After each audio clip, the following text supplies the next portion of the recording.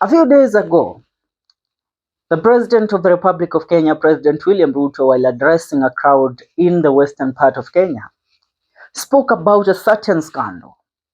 A scandal that we all know he was named, and his name came up as the main suspect in the misappropriation of the billions of money that were meant to do this certain project, which was the Arror Kimwarer Dam, where it was claimed by the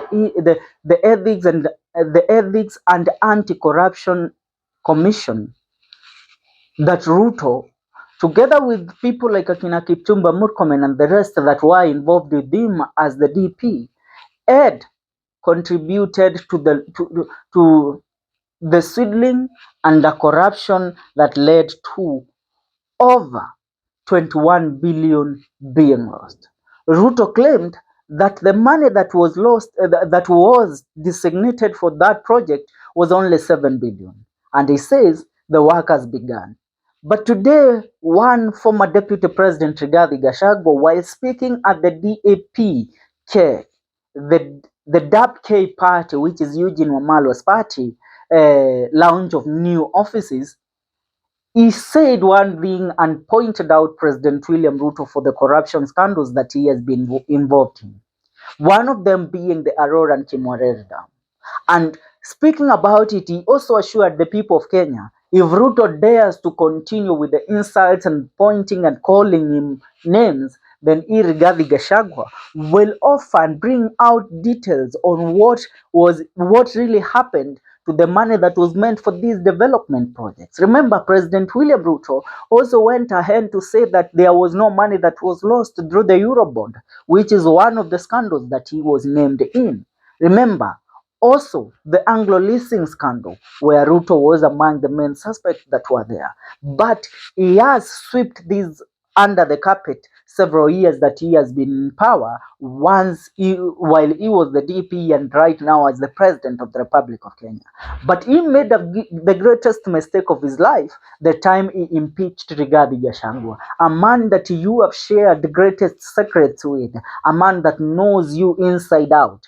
So Gachagua said, look, the president, if he wants to see the face of corruption and if he wants to finish corruption in this country, he should take a mirror and look at himself, because behind his face there lies the most corrupt person that this country has ever experienced in its history.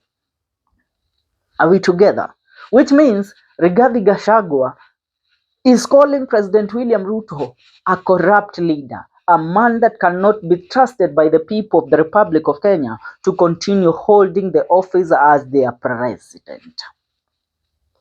Now, when we look at the Arror Kimwarer Dam, that project was to be the greatest project that was initiated by President Uhuru Muigai Kenyatta under the Ruto regime.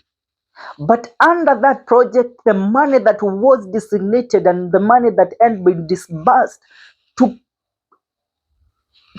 facilitate the development of that project, the money disappeared without trace, and the said project died a very slow death, with the name of President William Ruto coming up several times in this scandal. But he has fought to make sure that he clears his name and terming himself clean when corruption is mentioned. But Gachagua tells us otherwise. He tells him, Bwana President, if you want me to come out and label you and expose details of how you are involved in such scandals and the amount of money that you stole in these scandals and in these projects, then dare me. Continue mentioning my name and associating my name with corruption.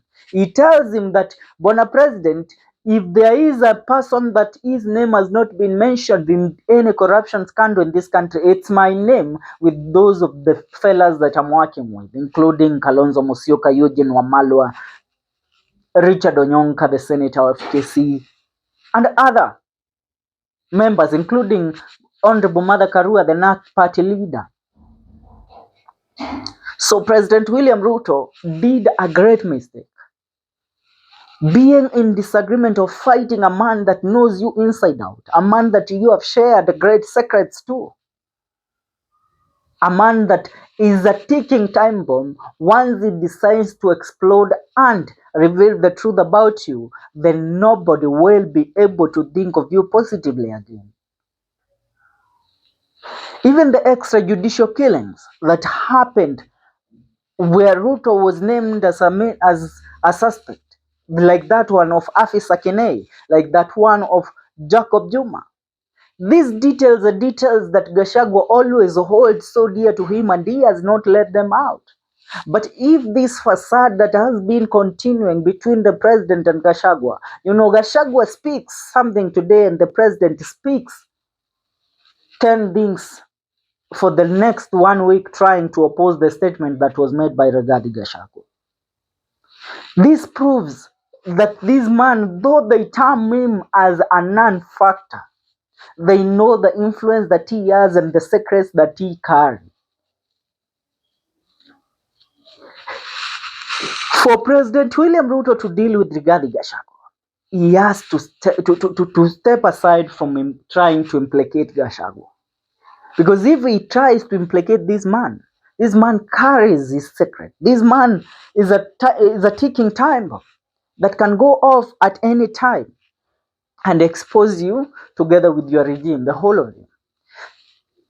Also, Rigathi Gachagua spoke and called upon the international community, where he believes one Farouk Kibet has been initiating a tribal conflict between the Kipsigis community and the Nandi community, remembering these are all Kalejins. They fall under one umbrella, which is the Kalejin community. But under the Kalejin community, there are different sub-tribes, which include the Kipsigis and Nandi.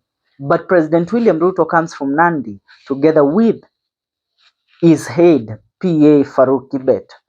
So, if this facade that we are hearing continues, then the country is in a limbo.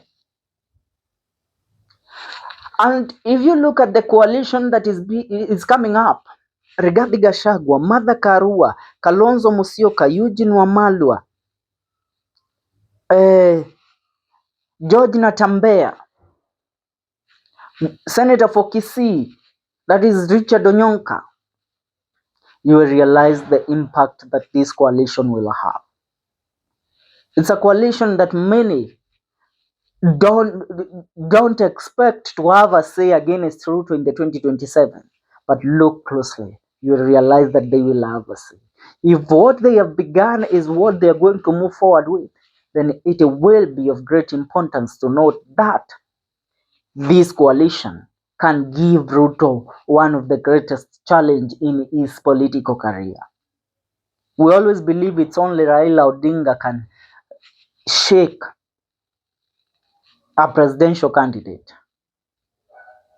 But also right now, things are not the way they used to be. Raila Odinga is not in the ballot box. And Raila Odinga is continuing with other business to solve the problems of the continent, not the country.